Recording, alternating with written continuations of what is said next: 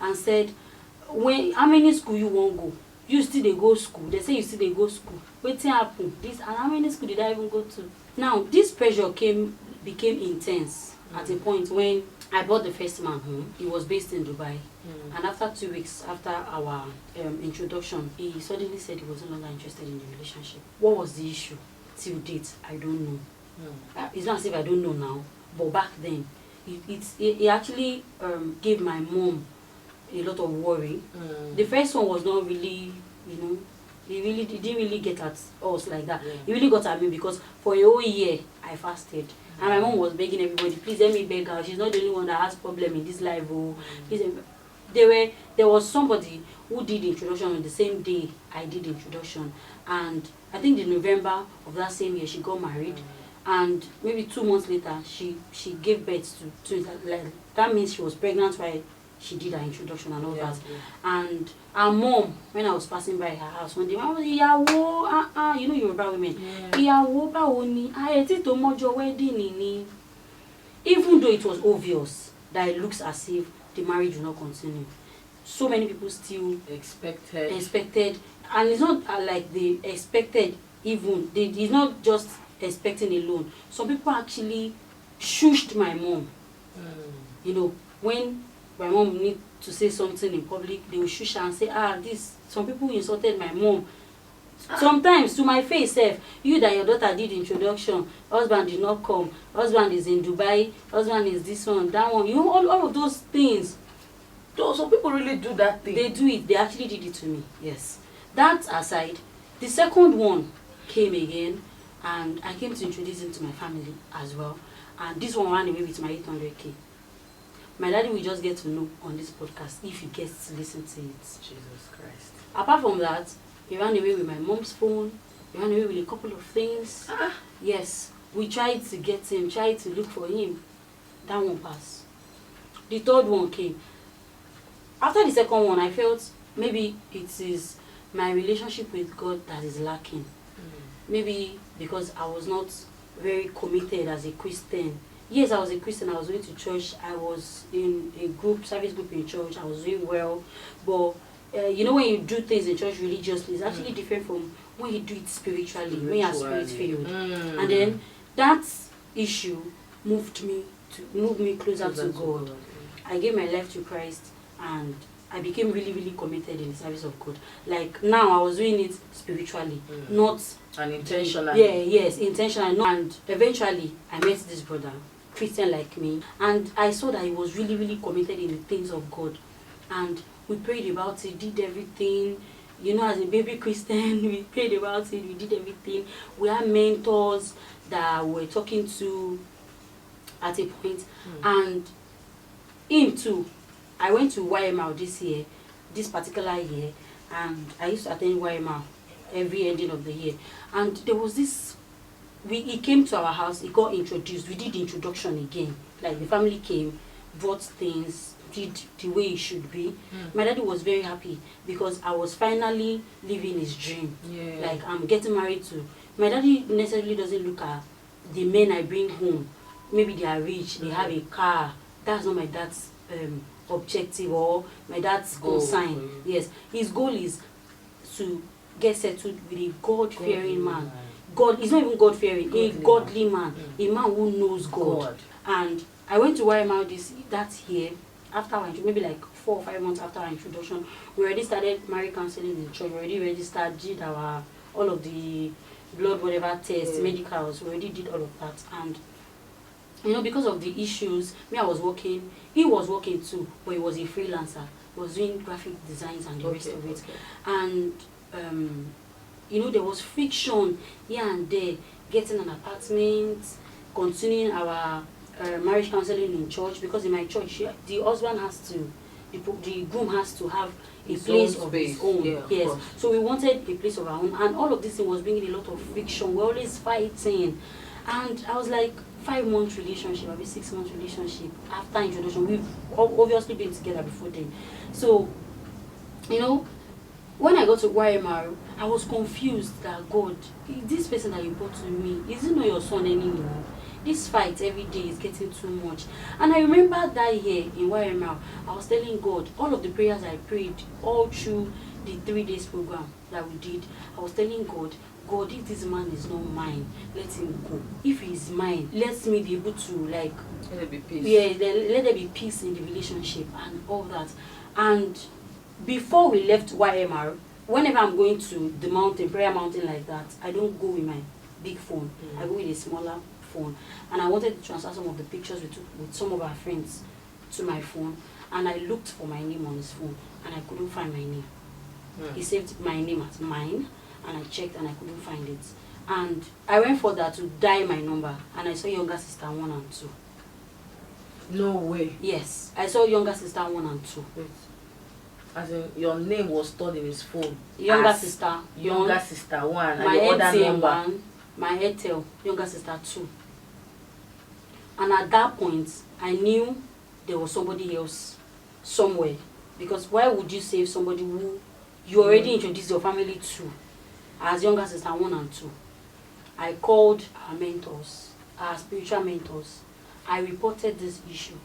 The funniest part was nobody supported me all through this period, because they felt he's quiet, he's reserved, he's more godly than I am.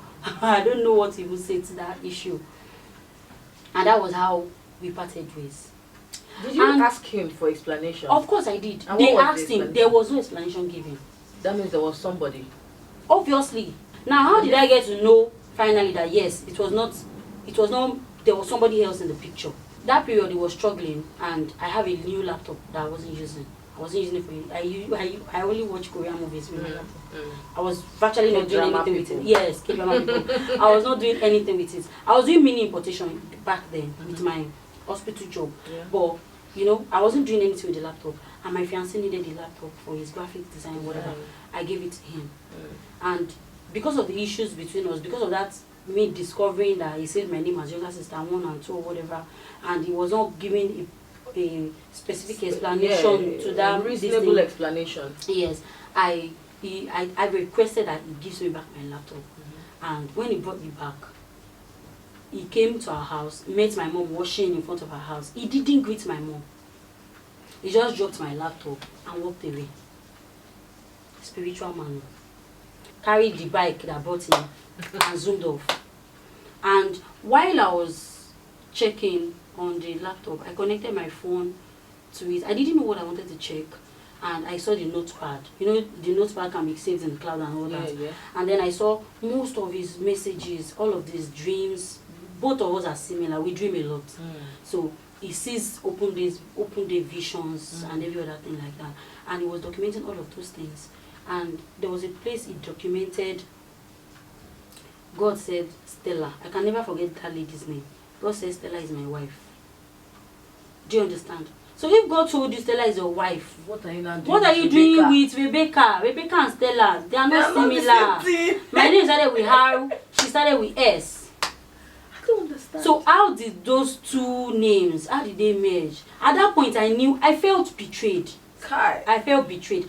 And then during this period, a friend of mine, Eileen, introduced somebody else to me because of what happened. She heard that issue and was like, this is the third time, this is the third time. And she was like, I will make sure that I matchmake you. And she matchmaked me with this guy. This one too was also, let me say, spirit cocoa too. And this one practically lied about his previous family. He didn't talk about his previous wife and 2 children at all when he was talking to me. And I told him, I said, I'm sorry, I don't visit people outside. Because of the pain of what that one, I was not giving anybody space. And I told Eileen, I said, Eileen, if this guy wants to see me, he will come to my house. I don't want to go and meet anybody anyway. I don't want relationship of let's date and then another person will say let's go. At that point, I was already beginning to think it was a spiritual issue. You know, there was so many things going through my mind at that point. And he came to our house, and my dad also liked him.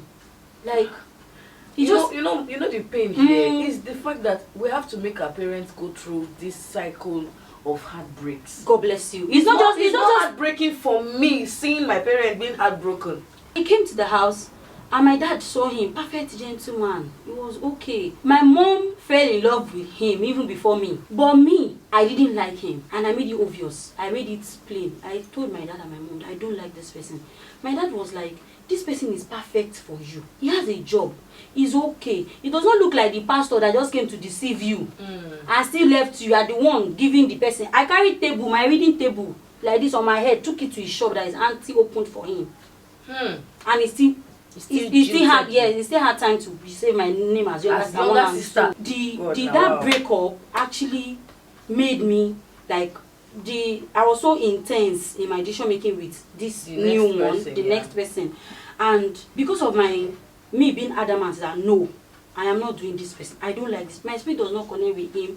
I eventually found out later that he has a family and 2 children. And when I asked him eventually, this person, this your wife and this your children, where are they? He told me.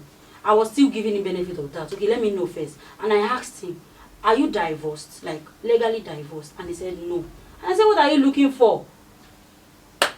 What are you looking for? Well, you know, because of this thing, me and my mom it was a tug of war between myself and my mom that year. My mom was like, when this one come and you remove it, this one come and you remove it, that one come and you remove it. How will you not be carrying people that will just be deceiving you? This person now looks good for you. Me, I know law. There is no ignorance, so there is nothing like ignorance of law. Yes. When they catch you, you are going to prison. Yes. I knew that, and I stood my ground. I said I was not going to marry this guy. So your mom knew that he had a family? I eventually told my mom. Okay. When I told my dad removed his hand immediately. Yeah. The moment I talked about it, my dad was no longer interested in him. But my mom, because my mom saw him as a perfect, you know, that time maybe it was the pressure from outside, I don't know. She just wanted me to be settled, you understand? And the pressure was so much that one day after a while I decided that let me leave this hospital, wherever I'm doing. It was not giving me enough time to.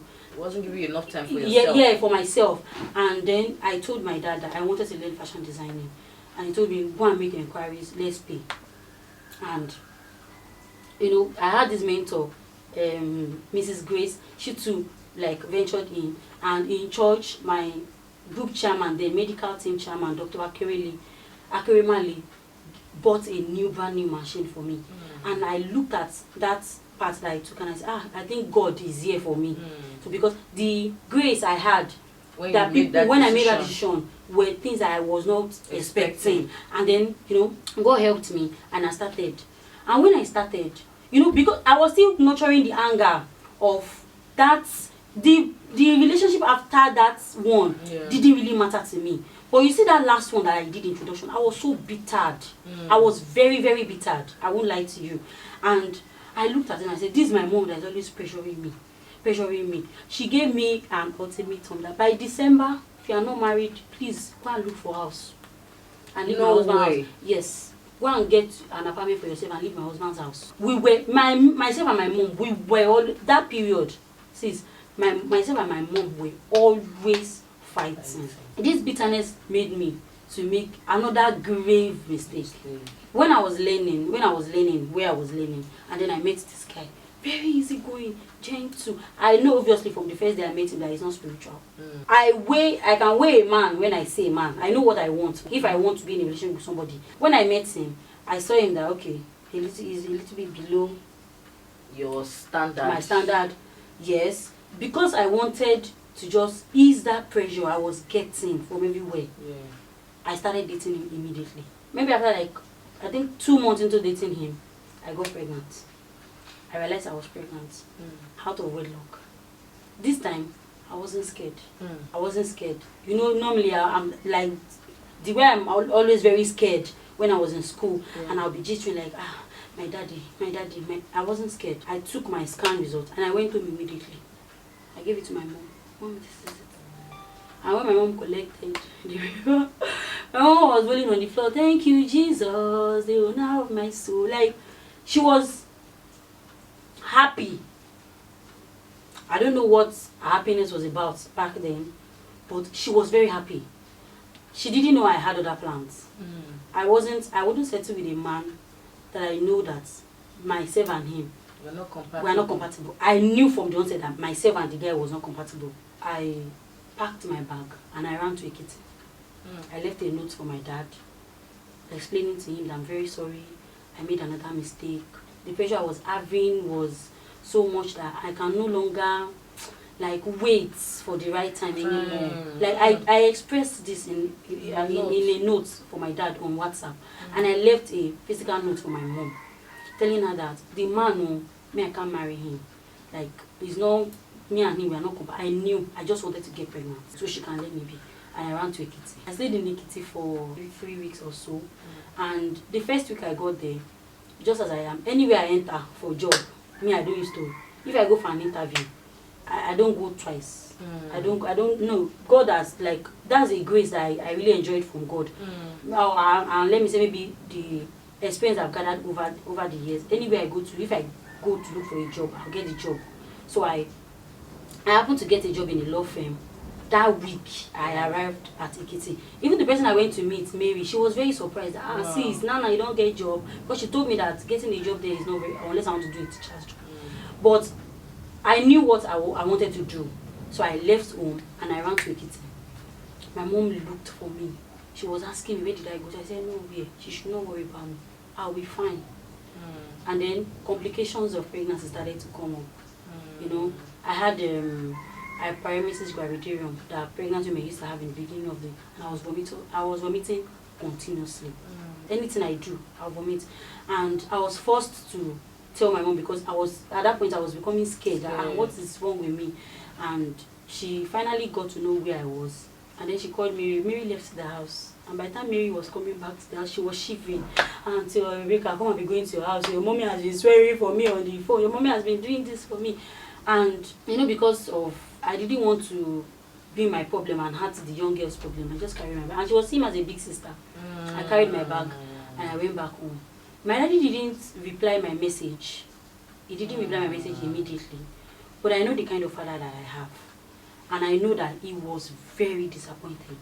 He didn't say anything. My mom was hiding it. We were hiding it together. Because I told her, I can't stay. And then I told my mom, how am I going to do it now? Hey, you should have allowed me stay in Ekiti, this and this. And we decided, okay, let me go to the guy's place. And I moved in with him. And that period was the worst period of my journey. I faced verbal abuse, physical abuse, domestic abuse, even while pregnant. From the guy that impregnated you? Yes. I went through a lot of things from this person. After like maybe the 6th month, I also had preeclampsia, hypertension in pregnancy. Maybe it was due to the shock, the beating, the fear. I don't know what it was, but my pregnancy journey was. And the moment I stopped, the moment my baby completed 5 months, that day that she clocked 5 months was when I left this place. Because we also had a big fight. If I tell you that my baby's christening ceremony, I actually went with face mark, a slap mark as a costume. I don't do makeup, but I went with a slap mark as a costume because I got a hard slap a day before. While you were still while I was still nursing baby. He and his family came several times to come and ask for my hand in marriage. But my daddy knew there was something about the person that my daddy wasn't comfortable with. My daddy said, no, this person cannot marry my daughter. This person will not marry my daughter. And he refused like when I was pregnant. And said, let her give birth first. When she gave birth, we will not take that decision. After I gave birth, they came back again. No, let her win her baby first. As if he knew there was something. My mom on the other side, on the other hand, really did not believe me. Because when I was saying he was beating me because I'm stubborn, yes. Obviously, very outspoken. So she feels nobody can do that to you. Nobody can do that to her. Like she's very headstrong, and I'm sure if she allowed somebody to beat her, if she didn't allow somebody to beat her, it would have been worse. You understand? Like my mom tried that. Maybe she had tried to imagine this worst case scenario, and she wasn't getting it. And this person in question is very gentle. That's the problem. He's very gentle. Like, he doesn't talk. If you don't know him in person, if you don't stay with him, you can never know the kind of person that he really is. He's very quiet. If you put water in his mouth, you will come back and meet that water there. He's very quiet. Makes it very difficult for you to be believed when you say this is what person you are is dealing beating with. me. Do you understand? Until one fateful afternoon, my younger sister was still helping me. She's the best sister in the world. She was at the backyard washing, and he came in. I didn't remember what transpired between us. Maybe we were joking or something. I've received slaps so many times because of a joke. And my sister heard us just arguing. And then he said, I will slap you. My sister came out and said, slap her, let me see. She has been saying it. Nobody believed her. Like, she stood up for me. And she was crying, and she took the phone, called my mom and said, Mommy, it's true. It's true. If I was not here now, somebody that did surgery, she would have beaten you. The one that even happened a day before naming call. That one it became a community fight because there was a police officer that is in the other flat, close to our own flat, and is my mom's tribe. And that day he got to the peak for him. Like, he got to his tolerance peak. Abia will I put it? Yeah. And he came out and said, come, let's fight man to man. There's no need for you to beat her anymore. Come outside, let me and you fight man. Somebody that just did surgery. That name is tomorrow. You want to beat. And my mom was there. That's like a week after your surgery. The naming is tomorrow. Like, that day was on Thursday. It's not even up to a week. It's not up to a week. My mom was like, hey, you want to kill my daughter? If I was not here for Mugbo, what would you have done? You know, that kind of thing. And this man was one that came out and said, let's fight. So I think my sister that witnessed it, maybe she was the one who told my dad, I don't know. My dad got wind of it. And that day, I think the following day, the issue escalated. And the following morning, he was threatening me, this and that. And I called my mom, I said, Mom, I think at this point I want to leave now, I'm ready to leave now. Initially, I didn't even want to stay there. I told her, now I'm ready to leave. And they called somebody, packed all my industrial machines. I already had industrial machines available. I packed everything and they took it to my mom's house. And when I was leaving, he told me, he said, nobody will marry you. Nobody is going to marry you. Let's see who will marry you. I didn't reply. I just left quietly. For months, I think for like 2 months or 3 months, I didn't leave my daddy's compound outside because I didn't want anybody to insult me. The thing actually changed my thought pattern, reduced my dragged my self-esteem to the mud, and the violence, the verbal violence. It's not even about the physical violence was even mild. The verbal violence was terrible. It was terrible. He would say, are you the only one that went to school? How many books did you read, Seth? Even if I did not go to school, sure, I cannot use my brain. Those kind of things. Like, he says things like, nobody is going to marry. I'm doing you a favor. People don't really understand the impact of verbal violence. They don't know. I'm doing you a favor. I'm the kind of person that when I'm in a new relationship, I let you know everything that I've gone through. I don't keep quiet about it. I guess you have learned now. Now, of course. I've learned the hard way. And I actually told him everything that I went through, like, word for word. Okay, I've experienced this.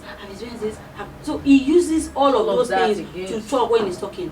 Me, that I'm very outspoken, that you cannot ride me, I became quiet. And then it got to a point, apart from the beating thing, it got to a point when he now gave me some rules and regulations. When you go for your training, your fashion designing training, that my daddy paid for, and some mentors paid for, that I will go in the morning, I will leave here around 10 in the morning, and I'll come back by 4. Even if my boss asks clothes that we need to work on, I'll tell my boss I'm going new. And you see, all of this happened because there was too much pressure. As a special. Your mom thought that your siblings were moving and you were stagnant. I was stagnant. And so she had to give you an ultimatum that is either you get married by December or you leave my house. And you, on the other side, had to do something. I had to do something. But thank God, that thing now is with me. Yeah. I have a blessing. Yeah. The child came as a blessing to me. Because during the phase of pregnancy, delivery, everything, I realized that life is actually very ephemeral. Like, on the theater table day, I remembered gasping for breath. My boss actually did my surgery. And then all of a sudden, I actually felt as though I could not breathe anymore. And they had to leave my baby first and resuscitate me. So you know, all of this thing that has happened has actually taught me lessons that God has plans for me. Even though I have made a lot of mess with my life, there's a message there for younger generations that are coming. Yeah. Just like this vision is right now. I can tell firstborn girls particularly, things that they would not do, pressures that they will not succumb to. No matter how who is bringing who is bringing, no matter who is bringing that pressure to them, they must not succumb to some certain pressures. So you know, all of these lessons now have taught me to be a better version of myself, to be a stronger person. Yeah. It is difficult to overcome verbal abuse. Domestic abuse, your body will heal. Yes. Your face, that patch, that black patch you get, it will heal. But verbal abuse is in the mind. It takes time. It takes a lot of. If I tell you for one that after my child, and I started dressing up like an old woman, old mama, that's the way I started dressing. I became fat. Like I could not watch my weight. I was just eating and eating. Because anytime I remember all of those things that he was saying to me, I say it's true, he's right. It's true, he's right. And even after I delivered my child and I moved on, I started working and gained back my confidence, and I moved back on the island and started working, like go back to the usual person that I used to be before I got pregnant. It still took time for me to be able to relate with people. So you can imagine what a pressure that my mom might not see it. My mom she might not know that she was pressuring me back then. She might not, even now she wouldn't see it. She might not see it like she was pressuring me, because she and my dad had a big quarrel because of that. You were the one who pressured this girl to do this thing that she did. Now you have a child that take care of the baby. On the day she clocked a year was when I left the house. I carried my bag. I don't know where I was going to. I carried my bag and I told my mom, if I continue staying in this house, in this my shadow, you won't like what will become of me eventually. So let me go. I cried a lot that day. She was crying that hey, because you have a baby now, your life can't. I said, Mommy, let me go and start afresh. I gave my baby to her. On the day my baby clocked a year. My baby clocked a year, I couldn't do anything. No party. I couldn't buy anything. I was just crying that what has my life what have my life resulted to? Like how have I gotten to this point where I can't do things for myself? I can't afford a bra. I can't afford clothes. I was dressing like mama. My mom practically took her wardrobe, packed her clothes out. As a fashion designer, and I slim fit some of my mommy's clothes, and I was wearing it. And some people felt maybe myself and my mom actually had that clothes, but it was actually for my mom.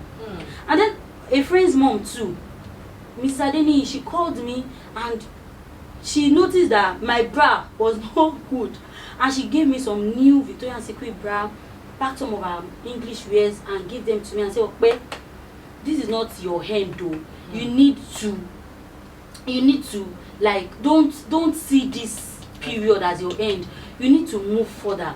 I won't lie to you, that was the point in my life when I actually knew that it is either I strengthen myself and move further, or I stay in mediocrity and let all of those verbal words, those verbal abuse that you have said to me, have power over me. And I left my baby with her, and I told her, if you are taking care of me to this point, you cannot destroy my baby's life, so take care of her. And I left home. And it was when I got to the bus stop, she told me, where are you going? I said, I have a friend. I'm going to stay with her. We've spoken. My mommy didn't know I didn't talk to anybody. And I called somebody in my unit in church, Mrs. Shola, and I told her, we used to call her Yajebo, and I told her that, ma, please, I'll be coming to your place to stay for a short time. This woman didn't ask me, why are you coming to my place to stay? What is it? She didn't say anything. She just said, hey, no problem, you can come. You will even be my confidant. And I went to her in Ikorodu that day. I remember it was a Wednesday. We were having a midweek program. There's a church beside her, and they were having a midweek program. And I joined in the program. And I told God that day that God, I left with the pain. I'm leaving all of those verbal talks, all of those verbal abuse, all of those things that you have said to me. I'm leaving it here in the church. I'm coming to you now as a fresh person. Just help me. And I won't lie, God has helped me so far. God has helped me. I'm not where I am supposed to be yet. You understand what I'm saying? But at least to some point, he has, I'm so sorry. He has actually, you know, there's gotten to a point that he has actually, God has helped me. So I would just like to chip in this. If you're a firstborn and there is a particular thing people are pressuring you to do, please don't succumb. The Bible said that before we were conceived in our womb, He has ordained us as a prophet to the world. So everybody has a calling. Everybody has a purpose in life. I don't know, like I know where my purpose now is. God has helped me to be able to discover, okay, this is where I want to channel your energy into, you know. But as a firstborn, just know that the process to discovering yourself is not easy. Don't let anybody rush you.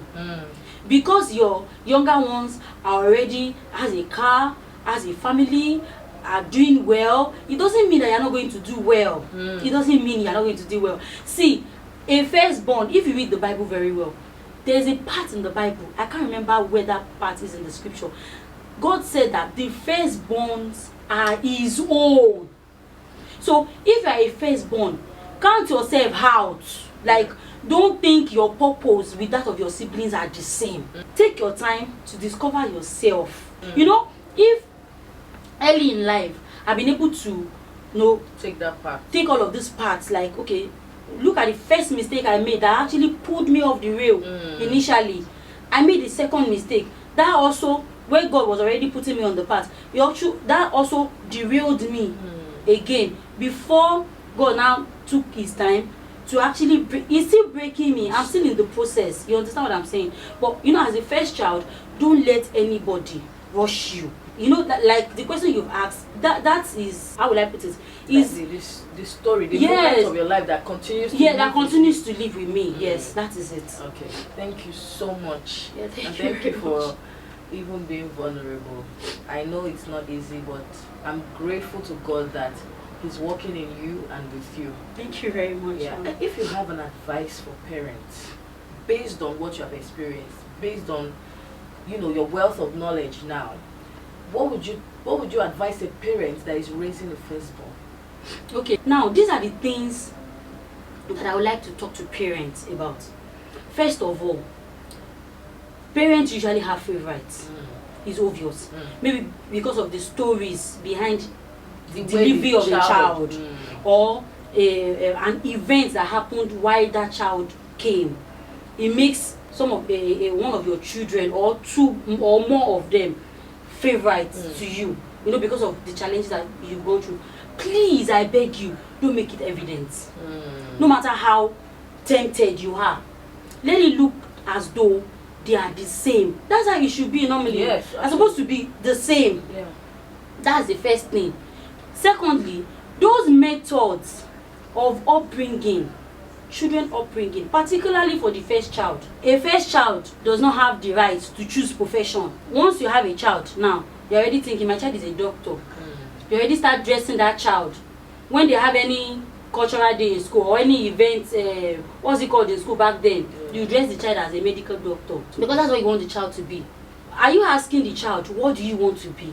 Are you putting like measures in place for you to discover your child? Yes, what the child wants to be. See, purpose, discovering purpose for firstborns starts with their parents. That's just my advice for parents. Don't pick a favorite child. And you need to be conscious of family members in your house. I was a victim of abuse from uncles. I don't want to mention names. I was a victim of abuse from uncles. I stayed in Ikeja barracks with an aunt. I know the kind of abuse I went through when I was there. I was young, but I didn't forget. We stayed somewhere. We stayed with an extended family for a short period of time. I know the kind of abuse I went through from my uncles. I was young. So now abuse doesn't have to be only females. Even male children too. Yes, they get abused. So please, parents should especially their first children, they should be very conscious of them. When I was growing up, my mom would go, she would go to work. I'll be the one at home. She's struggling, yes. I was the one manning the house while my daddy too is at home. They believed in me. Okay, she can do this. What happened? The duration of time they were at work, and when they came back, they are not aware. And me, I was watching my younger ones while I was having the fallbacks of all of those abuses. You understand? Their firstborns are their first seeds. They should very intentional. Be intentional with them. Yes. That's very profound.